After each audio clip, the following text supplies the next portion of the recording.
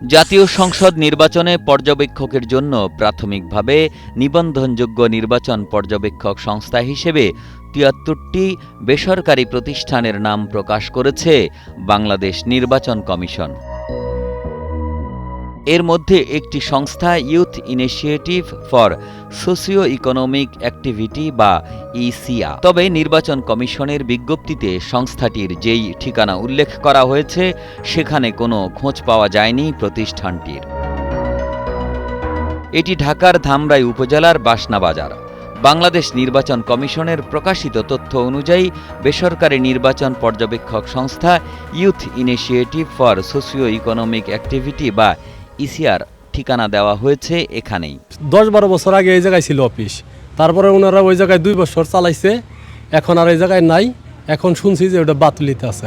ঋণ দিত আর মানুষের সঞ্চয় নিত, তারপরেও কিছু অনুদানও হয়তো আইছে।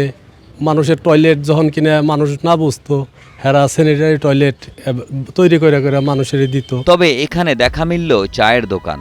স্থানীয়দের মতে অনেক আগেই এখান থেকে সরে গেছে বেসরকারি এনজিও এই প্রতিষ্ঠানটি। এই বিল্ডিংয়ে ছিল, এখান থেকে তারপরে এখান থেকে ওই বিল্ডিংয়ে যায়। ওই বিল্ডিংও অনেকদিন চলার পরে ওদের মধ্যে যে লেনদেন মানুষের কাছে আনতো নিত, এই ব্যাপারে নিয়ে একটা দ্বন্দ্ব বাজে। তাতে বহু মানুষের টাকাও পাইতো। টাকা পাওয়ার পরে এদের একটা ভাঙা যায়, সমিতিটা নষ্ট হয়ে যায়। সমিতিটা নষ্ট হয়ে যায়, কিন্তু মানুষের কাছেও লেনদেন ঋণী ছিল।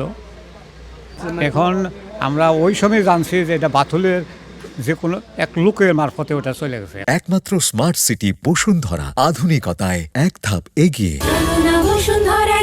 স্থানীয়দের তথ্য অনুযায়ী প্রতিষ্ঠানটির ঠিকানা খুঁজতে অনুসন্ধান চালায় কালের কণ্ঠ। এরপর উপজেলার বাথুলি এলাকায় খোঁজ মিলে প্রতিষ্ঠানটির অবস্থান।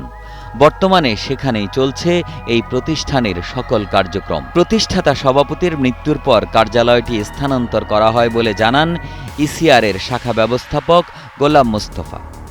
বর্তমানে নির্বাহী পরিচালক কার্যালয়ের স্থান পরিবর্তন করলেও সরকারি দপ্তরে তা জানাননি। এটা যে সঙ্গে প্রতিষ্ঠিত করে ওনার নাম সে হলো লতিফ সাহেব ছিল। যে কোনো সমস্যার কারণে ওনার মৃত্যুবরণ করার পর এটা চালাইতে পারতেছিল না, তখন উনি এটা এখানে নিয়ে আসে 17 সালে। এই আমাদের যে নির্বাহী পরিচালক মহোদয় মোহাম্মদ আব্দুল আজিজ, ওনার এটা চলতেছিল না, তখন এটা এখানে স্থানান্তর করে নিয়ে আসে। তারপরে থেকে এখানে কার্যক্রম চলতেছে। যে প্রথম হয়েছে যে সঙ্গে রেজিস্ট্রেশন নিচ্ছে, তারপর সব কিছু এর জন্য এখানকার ঠিকানা রয়ে গেছে।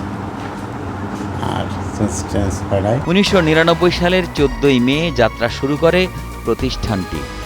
বর্তমানে সারা দেশে বিভিন্ন জেলায় এর মোট 5টি শাখা রয়েছে। HM সৌরভের পাঠানো তথ্যচিত্রে ডেস্ক রিপোর্ট, কালের কণ্ঠ।